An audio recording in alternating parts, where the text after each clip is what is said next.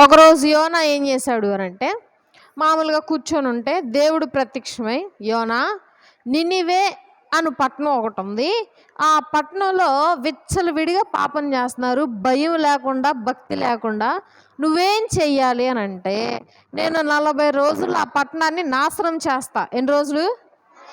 40 రోజుల్లో ఆ పట్టణాన్ని నాశనం చేస్తా. ఒకవేళ ఆ 40 రోజుల్లోపు వాళ్ళు ఏమైనా మారు మనసు పొంది, అయ్యా క్షమించే అని బతిమాలుకున్నారనుకో, వదిలేస్తా.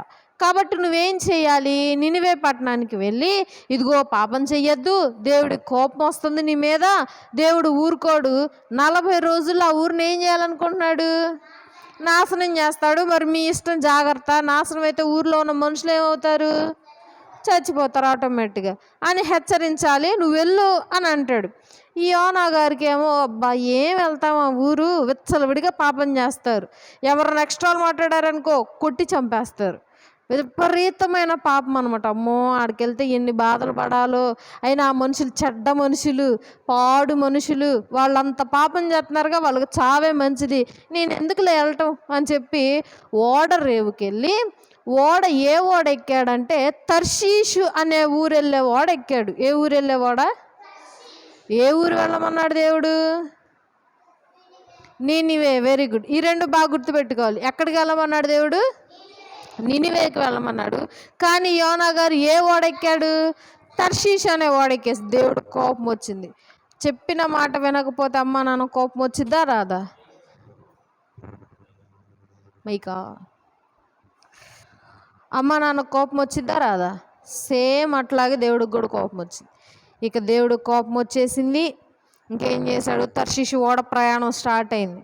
ఇప్పుడంటే మనకి బస్సు, ట్రైను, ట్రాక్టరు, ఫ్లైట్ ఇవన్నీ ఉన్నాయి. కానీ అప్పట్లో వెళ్ళాలంటే ఓడలో వెళ్ళాలి, లేకపోతే నడుచుకుంటూ వెళ్ళాలి. సో అలా పడవ ఎక్కాడు. పడవ స్టార్ట్ అయిపోయింది. చక్కగా నిద్రపోతున్నాడు యోనా. చక్కగా దుప్పట వేసుకున్నాడు, దాని మీద దిండి వేసుకున్నాడు, చక్కగా గాలి కొడుతుంది బయట నుండి. మరి ఓడ నడుస్తూ ఉండేది కదా సముద్రం మీద గాలి ఉండేదిగా, హ్యాపీగా నిద్రపోతున్నాడు. ఓడ సముద్రం మధ్యలోకి వెళ్ళగానే కుదుపులు స్టార్ట్ అయినాయి, పెద్ద పెద్ద అలలు వస్తున్నాయి. ఏంటో అసలు అర్థం కావట్లేదు అక్కడ ఉన్న వాళ్ళందరికీ, పడవలో ఉన్న వాళ్ళందరికీ. పెద్ద పెద్ద అలలు, ఆకాశం అంత ఎత్తుగుతున్నాయి అంట అలలు, అంత పెద్ద పెద్ద అలలు. అంత పెద్ద పెద్ద అలలు వస్తే ఓడ ఏమైద్ది? మునిగిపోయిద్దిగా. కాబట్టి చాలా పెద్ద తుఫాను వస్తుంది, సునామీ తుఫాను రాబోతుంది అనుకుంటా అని చెప్పి ఓడ పైకి లెగుస్తుంది కదా. ఒకవేళ బరువు ఎక్కువ ఉంటే ఓడ తపాని కింద పడి ఓడ బొక్క పడిద్ది. ఓడకి బొక్క పడితే ఏమైద్ది? ఓడకి లోపలికి నీళ్ళు వచ్చేస్తాయి. లోపలికి నీళ్ళు వచ్చేస్తే పడవలోకి ఏమైద్ది? పడవ మునిగిపోయింది. కాబట్టి బరువుగా ఉన్న వస్తువులన్నీ తీసి సముద్రంలో వేసేస్తున్నారంట. ఏమేమి ఉంటాయి పడవలో మీకు తెలిసి? వస్తువులు ఏమేమి తీసుకెళ్తారు వాళ్ళు? ఏంటది? వాళ్ళ బట్టలు, ఇంకా దుప్పట్లు, గ్యాసు, లైక్ సిలిండర్, బియ్యము. ఎందుకు తినాలిగా మరి, మధ్యలో ఆపేయడం తినగలరా సముద్రంలో? సముద్రంలో కొట్లు ఏమైనా ఉంటాయా? సముద్రంలో స్టాపులు ఏమైనా ఉంటాయా? ఉండవుగా. ఓకే, 2-3 రోజులు ప్రయాణం అయ్యిద్ది ఒక ఊరు నుండి ఇంకో ఊరికి ప్రయాణం అవ్వాలండి. దారి మధ్యలో ఏమైనా ఆకలేస్తే తినటానికి, స్నానం చేయటానికి మంచినీళ్ళు, మళ్ళీ తాగటానికి నీళ్లు కావాలి. సముద్రం నీళ్ళు తాగుతావా? తాగలేము. కాబట్టి మంచినీళ్ళు క్యాన్లు పెట్టుకుంటాం. ఇలా చాలా లగేజ్ ఉంటే ఆ లగేజ్ అంతా ఎత్తటం, సముద్రంలో ఎత్తుతున్నారు, సముద్రంలో పడేస్తున్నారు. అంత సముద్రంలోకి వెళ్ళినా సరే సముద్రం మాత్రం శాంతించట్లేదు. కోపంగా ఉంటే సముద్రం అట్లా ఉండితే అట్లా ఉందంట సముద్రం. అదే రాత్రి పైనుండేమో ఉరుములు, వర్షం స్టార్ట్ అయింది, పెద్ద పెద్ద అలలు వస్తున్నాయి. పడవలో ఉన్న వాళ్ళందరూ గందరగోళంగా భయపడుతుంటే ఒక ఆయన మాత్రం నిద్రపోతున్నాడు. ఎవరు? యోనా గారు. ఎక్కడికి వెళ్తున్నాడు ఆయన? తర్షీషు. Very good. ఎక్కడికి వెళ్ళమన్నాడు దేవుడు? ఎక్కడికి వెళ్ళమన్నాడు? నినివే. ఎక్కడికి వెళ్తున్నాడు యోనా గారు? తర్షీషు. సరే అని చెప్పి దేవుడు కోపం వచ్చి తుఫాను రప్పించు. ఇక వీళ్ళు ఏం చేశారు అని అంటే, పాతకాలంలో చెప్తాను. ఓకే, వీళ్ళకి ఒక ఆలోచన వచ్చింది. ఇప్పుడు కోపం వస్తే అమ్మ ఏం చేసిద్ది? మనల్ని కొట్టింది. ఇప్పుడు ఇంత పెద్ద ప్రళయం వచ్చింది. దానికి అర్థం మనలో ఎవరో తప్పు చేసి ఉంటారు. ఆ తప్పు ఎవరు చేశారో కనిపెట్టాలి అని చెప్పి పడవలో ఉన్న వాళ్ళందరూ గుమ్ముగుడి రౌండ్ కూర్చున్నారు. కూర్చొని, నువ్వేమైనా తప్పు చేసావా, నీ దేవుడికి ఏమైనా తప్పు చేసావా, నీ దేవుడికి నచ్చంది ఏమైనా చేసావా, బలిస్తానని బలి ఏమైనా ఇవ్వలేదా, మాట తప్పావా అని చెప్పుకుంటున్నారు అందరు. లేదు లేదు నేనేం చేయలేదు, నేను మంచోడిని అని చెప్తున్నారంట. ఏమంటున్నారు? లేదు లేదు నేనేం చేయలేదు అందరూ నేను మంచోడిని అని చెప్పుకుంటున్నాను. ఇక ఒక ఆయన ఊరికే నడుచుకుంటూ పడవ కిందకి వెళ్ళగానే ఒక ఆయన నిద్రపోతున్నాడు. అయ్యా సముద్రం ఎంత పెద్ద అల్లకల్లోలంగా అయిపోయింది, నువ్వేంది ప్రశాంతంగా నిద్రపోతున్నావు, రా ఎవరు తప్పు చేశారో ఏంటో తెలుసుకుందామని గుమ్ముగూడి కూర్చున్నారు అందరూ. తొందరరా దేవుడికి ఎవరో కోపం తెప్పించారు అని అన్నాడు. సరే అని చెప్పి అందరు రౌండ్ కూర్చొని, పాతకాలంలో దొంగల్ని ఎలా కనిపెట్టేవాళ్ళు అంటే చీటీలు వేసేవాళ్ళు. ఏం వేసేవాళ్ళు? చీటీలు. ఎట్లా అంటే ఇప్పుడు ఎగ్జాంపుల్ మనందరం ఉన్నాగా, ఇప్పుడు మనలో దొంగ ఉన్నాడు, ఎట్లా కనిపెట్టాలి? మనందరి పేర్లు రాస్తారు, చక్కగా రాసి వాటిలో నుండి ఒక చీటీ తీస్తారు. ఫస్ట్ టైం తీస్తారు, ఒకళ్ళ పేరు వచ్చిందనుకో, సెకండ్ టైం తీస్తారు, అలా 3 సార్లు తీస్తారు. 3 సార్లు ఒకళ్ళ పేరే వచ్చిందనుకో వాళ్ళే దొంగ. ఓకే, అలా దేవుడు పట్టించాడు అని అర్థం. సో వాళ్ళు ఏం చేశారు, చీటీలు వేశారు, అందరి పేర్లు కలిసేశారు. ఫస్ట్ తీయగానే యోనా అని వచ్చింది. వీళ్ళకి డౌట్ వచ్చింది, ఏంటి యోనా అని వచ్చింది, ఎవరెత్తన అసలు, ఏ ఊరు నుండి వచ్చాడు, ఈయన పేరు వచ్చింది ఏంది అనుకొని, సర్లే రెండోసారి మళ్ళీ ఇంకెవరిదన్నా వచ్చిద్దేమో అని తీసాం. మళ్ళీ రెండోసారి యోనా వచ్చింది. ఏం తప్పు చేసి ఉంటాడు యోనా గారు? ఏ ఊరు వెళ్ళమంటే ఏ ఊరు వెళ్తున్నాడు యోనా గారు? నినివేకి వెళ్ళమంటే తర్షీషుకి వెళ్తున్నాడు. నినివేకి ఎందుకు వెళ్ళమన్నాడు దేవుడు? విచ్చలవిడిగా పాపాలు చేస్తున్నారని చెప్పి నినివేకి వెళ్ళమంటాడు. ఎన్ని రోజుల్లో నాశనం చేస్తానన్నాడు? 40 రోజుల్లో నాశనం చేస్తానన్నాడు. సరే అని చెప్పి మళ్ళీ 3ఓసారి వేశారు. 3ఓసారి కూడా ఆయన పేరే వచ్చింది. ఇక అందరూ ఆయన పట్టుకున్నారు. ఏం తప్పు చేసావు, నీ దేవుడికి ఏమి బాధ ఏమైనా పెట్టావా, కోపం తెప్పించావా, ఏం చేసావు నీ దేవుడిని అని అంటే అప్పుడు చెప్తాడు. అప్పుడు చెప్పడు కానీ ఆలోచన వచ్చింది, ఆహా దేవుడు చెప్పిన పని నేను చేయలేదు అని చెప్పి కాసేపు ఆలోచించి, మీరు ఓ పని చేయండి, నన్ను ఎత్తి సముద్రంలో పడేయండి అంటాడు. ఏం చేయాలంట? మనిషిని చంపగలడా? ఏమన్నా ద్రోహమో కోపమో చేస్తే చంపాలనిపించింది కదా. పాపం ఏం చేయలేదుగా. యోనా గారు ఏమైనా చేశాడా? తీసుకెళ్ళి అన్యాయంగా ఏం చేయమంటున్నాడు ఆయన? సముద్రంలో పడేయమంట. సముద్రంలోకి మనిషి పడిపోతే ఏమవుతాడు? చనిపోతాడు కదా ఈజీగా. వీళ్ళేమో లేదు మేము వెయ్యమయ్యా, నువ్వు ఎత్తే చనిపోతావయ్యా, నీకేం తెలియలేదు, పిచ్చామని పట్టిందానంటే లేదు మీరు కానీ సముద్రంలో వేయలేదనుకో, ఈ సముద్రంలో ఈ యొక్క అల్లజడి, వాన, ఉరుములు ఇవేమీ ఆగవు. అట్లా ఆగే వస్తే మనం చచ్చిపోతాం. మీరందరూ చచ్చే కంటే నన్ను సముద్రంలో పడేయటం మేలు, కాబట్టి నన్ను సముద్రంలో వేసేయండి అంటాడు. ఇక అందరూ ఆలోచించుకొని ఇక తప్పదులే మనందరం బతకాలి కదా అని చెప్పి ఎత్తి సముద్రంలోనికి అట్లా వదలగానే వెంటనే పెద్ద చేప ఒకటి ఆయన్ని మింగేసిద్ది. ఏం చేసిద్ది? ఎప్పుడన్నా చూసారా పెద్ద చేపలు? మనిషి కంటే పెద్దగా ఉంటాయి చేపలు. కొన్ని కిలోమీటర్లు అంత బారు కూడా ఉంటాయి చేపలు, పెద్ద చేపలు. సముద్రం అడుగున ఉంటాయి అనమాట, బాగా అడుగున చీకట్లో ఆ చేపలు. షార్క్ కూడా మింగిద్ది మనుషుల్ని. అయితే ఏ చేప మింగింది? పెద్ద చేప మింగింది. ఈ చేప మింగేసి వెంటనే నడుస్తుంది అనమాట, లైక్ ఈదుతుంది, ఇంకా నీళ్ళల్లో ఈదుతా మొదలైంది. ఇక ఈయనేమైంది, సముద్రంలో మునిగిపోతున్నానేమో అని చెప్పి మోకరించేశాడు. చేప కడుపులో పడి చేప కడుపులో మోకరించి చేతులు జోడించి ప్రార్థన చేస్తున్నాడు. అయ్యా నేను చేసిన తప్పేనయ్యా, నినివేకి వెళ్తానయ్యా, ఖచ్చితంగా వెళ్తానయ్యా, నేను చచ్చిపోకుండా చూడయ్యా, నన్ను బ్రతికించాయని ప్రార్థన చేయడం మొదలుపెట్టాడు. ఆ చేప నినివే పట్టణానికి బయలుదేరింది. 3 రోజులు ప్రయాణమైంది సముద్రం మధ్య నుండి నినివే పట్టణానికి. 3 రోజులు ఆ చేప ఏం తినేలేదు. నినివే పట్టణానికి వెళ్ళే క్రమంలో యోనా గారు కూడా ఏమీ తినలేదు. చాలా చక్కగా ఆ చేప తీసుకెళ్ళిపోయి నినివే పట్టణం ఒడ్డున కక్కేసింది. ఏం చేసింది? మరి బయటికి రావాలంటే కక్కాలిగా, కక్కింది.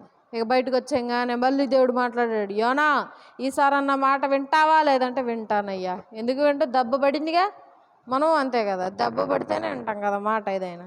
సో ఇక లేచి గబగబా స్నానం చేసి చక్కగా ఇక స్టార్ట్ చేశాడు వీధులు అమ్మటి నడవటం. వినండి, దేవుడు మీకు మాట చెప్పమన్నాడు. ఇప్పుడు వచ్చే 40 రోజుల్లో మీరు కనుక మారు మనసు పొందకపోతే ఈ పట్టణాన్ని నాశనం చేసేస్తాడు.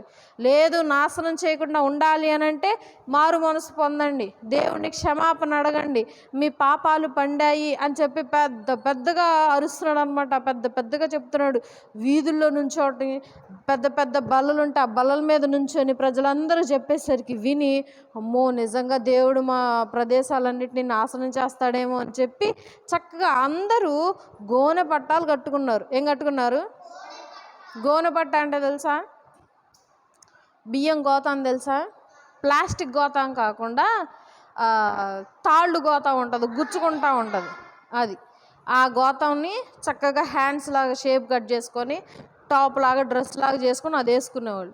అది వేసుకొని ఒంటి నిండా బూడిద రాసుకొని చక్కగా అందరూ ఒక చోట కూర్చొని ఉపవాసం ఉండి ప్రార్థన చేస్తున్నారు. ఏం చేస్తున్నారు? ఉపవాసం ఉండి. చిన్నపిల్లలు, పెద్ద పిల్లలు, ముసలోళ్ళు, కుర్రోళ్ళు, మధ్య వయసోళ్ళు, ఆఖరికి పసిపిల్లలతో సహా ఉపవాసం ఉన్నారంట. పసిపిల్లలకి తల్లులు పాలు ఇవ్వట్లేదంట, పిల్లలకి అన్నం పెట్టట్లేదంట, ఇళ్ళలో పురుషులకి ఆహారం పెట్టట్లేదంట. ఆఖరికి ఇంట్లో పశువులు పెంచుకుంటాంగా, ఆవులు, మేకలు, గొర్రెలు, దూడలు, వాటికి మేత కూడా వేయలేదంట. కట్టిక ఉపవాసం చేశారనమాట వాళ్ళు. ఇక దేవుడి మనసు కరిగిపోయింది. కరిగిపోదా? కఠినంగానే ఉంటాడా దేవుడు? కరిగిపోయింది. అయ్యో నా బిడ్డలు పశ్చాత్తాపడ్డాడు, చెప్పగానే విన్నారు నా మాట అని చెప్పి ఆ కీడుని వాళ్ళ నుండి తొలగించేశారు. తర్వాత నుండి సంతోషంగా హ్యాపీగా ఉన్నారు. ఓకే, ఫస్ట్ నుండి ఇప్పటిదాకా మీకు అన్నీ గుర్తే ఉన్నాయిగా. మళ్ళీ ఇంకోసారి క్వశ్చన్స్ అడుగుతాను, గుర్తుంచుకోండి. యోనా గారు ఏం చేస్తారు? ప్రవక్త అంటే ఏంటి? దేవుడు చెప్పిన మాటలన్నీ తీసుకొచ్చి అందరికీ చెప్తారు. ఏ పట్టణాన్ని 40 రోజుల్లో నాశనం చేస్తానని చెప్పాడు దేవుడు. కానీ యోనా గారు ఏ పట్టణానికి వెళ్ళాడు? తర్షీషు. యోనా గారి పేరు ఎన్ని చీటీలు వేస్తే వచ్చింది? 3 చీటీలు వేస్తే వచ్చింది. యోనా గారిని మృంగింది. ఏం మృంగింది? చిన్న చేప, మధ్య చేప, పెద్ద చేప. ఎన్ని రోజులు ప్రయాణమై ఆ చేప నినివే పట్టణానికి వెళ్ళింది? 3 రోజులు. ఎన్ని రోజులు యోనా గారు చేప కడుపులో ఉండి ప్రార్థన చేశారు? 3 రోజులు. Very good. నినివే పట్టణస్తులు వినగానే ఏం చేశారు? ఆ మాట గోనె పట్ట కట్టుకొని బూడిదను రాసుకొని ఉపవాస ప్రార్థన చేస్తారు. కట్టిక ఉపవాసం. ఎవరెవరు చేశారు ఉపవాసం? చిన్నపిల్లలు, పెద్ద పిల్లలు, పసిపిల్లలు, మధ్య వయసోళ్ళు, ఇంకా గొర్రెలు, పశువులు, ఇంట్లో పెంచుకునే వాటికి కూడా మేత వేయకుండా కట్టిక ఉపవాసం చేశాడు. ఓకే, అందరు నోట్స్ తీయండి.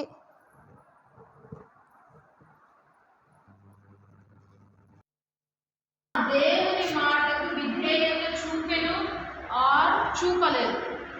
వినగానే చూపించాడా? చెప్పగానే చూపలేదు. చూపలేదు ఎక్కడ ఉంది? ఫస్ట్ ఉందా లాస్ట్ ఉందా? రౌండ్ చుట్టండి. లాస్ట్. చూపలేదు. Second question. ఓడలోని వారు యోనాను సముద్రంలోనికి త్రోసివేశారు, వేయలేదు? త్రోసివేశారు. ఫస్ట్ ఉందా సెకండ్ ఉందా? First. Very good. Third question. చేప యోనాను సముద్రము మధ్యలో డాష్ సముద్రపు ఒడ్డున కక్కివేసింది. సముద్రపు మధ్యలో కక్కేసిందా? ఒడ్డున కక్కివేసింది. ఫస్ట్ ఉందా సెకండ్ ఉందా? సెకండ్. సముద్రపు ఒడ్డున కక్కివేసాను. మొత్తం రౌండప్ చేయాలి. Fourth question. చేప కడుపులో యోనా 3 లేదా 5 దినములు ఉండేది. ఎన్ని రోజులు? థర్డ్ నెంబర్ రౌండప్ చేయాలి. Fifth question. నినివే ప్రజలు వారి పాపముల విషయంలో మారు మనసు పొందిరి లేదా పొందలేదు? పొందిరి. Very good. ఫస్ట్ ఉందా సెకండ్ ఉందా? Okay, very good. తర్వాత థర్డ్ కాలం. ఈ కింద గడులలో ప్రక్కకు మరియు క్రిందకి జవాబులతో నింపుము. ఓకే, పైన చూసారా ప్రక్కకు అని ఉంది 4, 5, 6, 9. క్రిందకి అని ఉంది 1, 2, 3, 7, 8, 10. ఓకే, 4th క్వశ్చన్ పక్కకు రాయాలా కిందకి రాయాలా? పైన ఉందిగా, ఏముంది? పక్కకి. ఓకే, పక్కకు అంటే ఎట్లా? ఇలా అడ్డంగా, క్రిందకి అంటే నిలువుగా. ఓకే, 4th క్వశ్చన్ చదువుతున్నా చూడండి. యోనా చేప కడుపులో ఇన్ని రోజులు ఉండేది. ఎన్ని రోజులు? 3 రోజులు ఉండేది. చెప్తున్నా చూడండి, పక్కన బాక్సెస్ ఉన్నాయి కదా, బాక్సెస్లో 4 నెంబర్ ఉంటుంది కదండి. నెంబర్ 4 కింద బాక్స్లో ఎన్ని రోజులు ఉన్నాడు చేప కడుపులో? 3.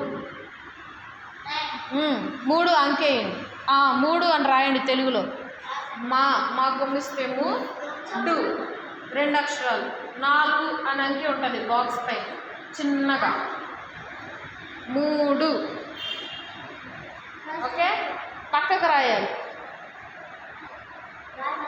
తర్వాత 5th క్వశ్చన్.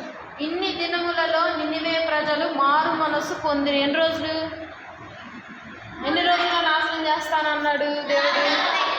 ఎన్ని రోజుల్లో మారు మనసు పొందినప్పుడు? 40 రోజులు. సో అది ఎక్కడ రాయాలి? ఇది ఎన్నో క్వశ్చన్ ఇప్పుడు నేను చదివింది? 5th question. చూడండి బాక్సెస్ దగ్గర 5, నెంబర్ 5 కనిపిస్తుందా? అక్కడ నుండి అడ్డంగా రాయాలి.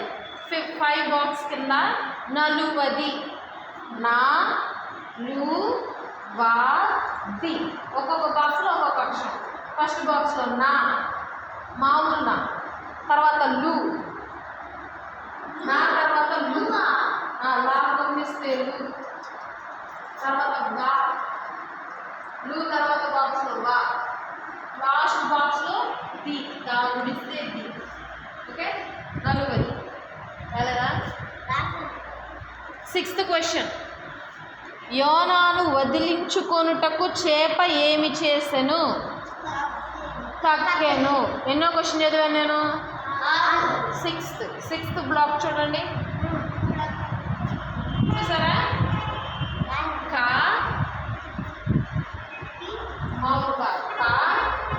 కి, తర్వాత బాక్స్లో కి, కక్కెను.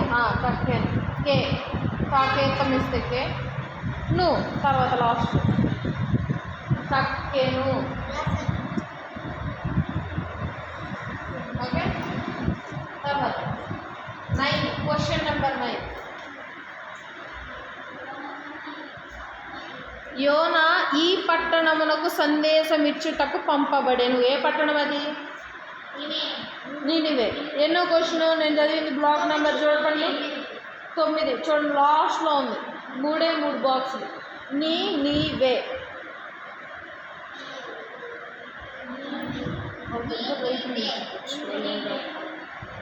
నీవే. తర్వాత కిందకి అలా చూడండి. First question. యోనా చేప కడుపులో ఈ పని చేస్తాను. ఏం చేశాడు ఆయన? ప్రార్థించెను. సో ఫస్ట్ ఎక్కడ ఉంది బ్లాక్? చూడండి, ఫస్ట్ నెంబర్ బ్లాక్ ఎక్కడ ఉంది? ఫస్ట్ నెంబర్ బ్లాక్ ఉంది చూడండి. బాక్సుల్లో ఫస్ట్ నెంబర్ ఎక్కడ ఉంది? ప్రార్థించెను. ఒక్కొక్క అక్షరం బ్లాక్ రావాలి. ప్రార్థించెను. Okay, next question number 2. దేవుని మాటకు మనము ఏమి చూపగలము? మనం ఏం చేయాలి? విధేయత. ఏం చేయాలి? Question number 2. రెండో బాక్స్ చూడండి, కనిపిస్తుందా? రైట్. కిందకి రాయాలి, పక్కకు రాయద్దు, కిందకి రాయాలి. విధేయత. విధేయత. తర్వాత క్వశ్చన్ నెంబర్ 3. కనుక అతనిని ఏమని పిలిచిరి? ఏమంటారు దేవుని సందేశాన్ని చెప్పేవాళ్ళని? ప్రవక్త.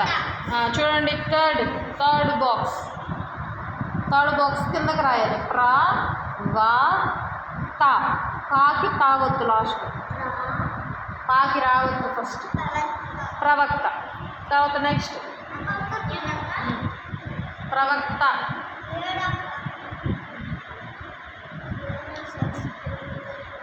తర్వాత క్వశ్చన్ నెంబర్ 7.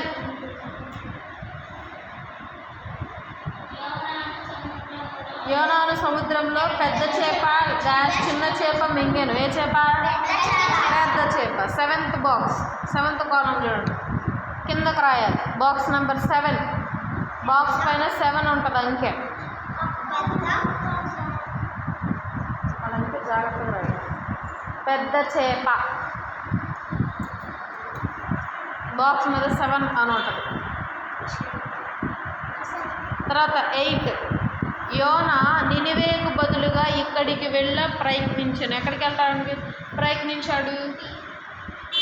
ఊరి పేరు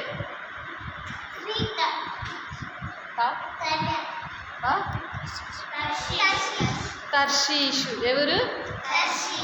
చూడండి బాక్స్ మీద 8 అని ఉంటుంది. బాక్స్ మీద 8. తా ఫస్ట్ బాక్స్ తా, తర్వాత రీ, తర్వాత షు, షా, షు, తర్షీషు. రీ కింద షా వద్దొచ్చు. తర్వాత 10. యోనాను సముద్రంలోనికి విసిరివేయగా సముద్రము ఏమాయను? నిమ్మళమాయను. ఇంకా సైలెంట్ అయిపోయింది సముద్రం అంతా. నిమ్మళమాయను. 10. బాక్స్ నెంబర్ 10 చూడండి. చాలా పెద్దది బాక్స్ చూసారా? నీ ఫస్ట్ నీ మాకి మా వద్దు. మా లా అళ. నిమ్మళ మాయను. మాకి దీర్ఘం. మా యాకేతం ఇస్తే ఏ, ను నాకు మిస్తే నిమ్మళ మాయను.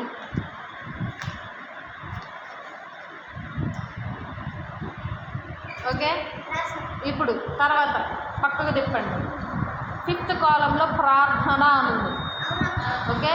నాకు వచ్చే ఆదివారం ఈ కాలం నిండుండాలి. ఇప్పుడు మీరు కథ విన్నారుగా, ఈ కథానుసారంగా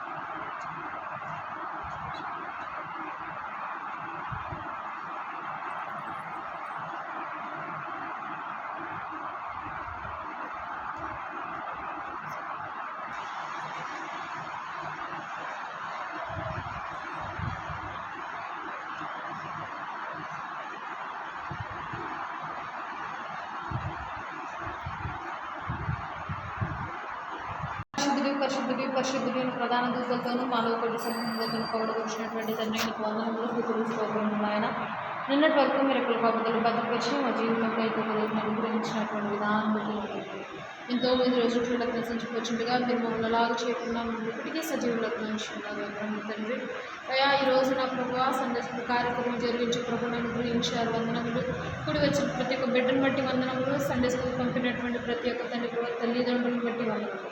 నా తండ్రి ప్రభు ఇక్కడ ఉన్నటువంటి సండే స్కూల్ని ఆశీర్వదించండి. ఉన్నటువంటి బిడ్డలు తండ్రి సండే స్కూల్కి వచ్చి నా ప్రభు నీ యొక్క ప్రేమను నీ యందు భయమును భక్తిని బిడ్డలు నేర్చుకున్నట్టుకు సహాయం చేయండి. బిడ్డలు పాటల్లోనూ తండ్రి కథల్లోనూ మంచి ఎదుగుటకు సహాయం చేయండి. చదువుల్లో తోడుగా ఉండండి, రాకపోకల్లో తోడుగా ఉండండి. యొక్క సంఘమును ఆశీర్వదించండి. సంఘ కాపురులను మీరు జ్ఞాపకం చేసుకోమని మరలా నిశ్చితమైతే వచ్చే ఆదివారం మేమందరం సమకూడి మరలా నేను స్తుతించి కనపరిచే భాగ్యం నాకు ఇచ్చిన బిడ్డలకును అనుగ్రహించమని యేసునామమున పెట్టి అడిగి వేడుకొని ప్రార్థిస్తున్నాం తండ్రి. ఆమేన్.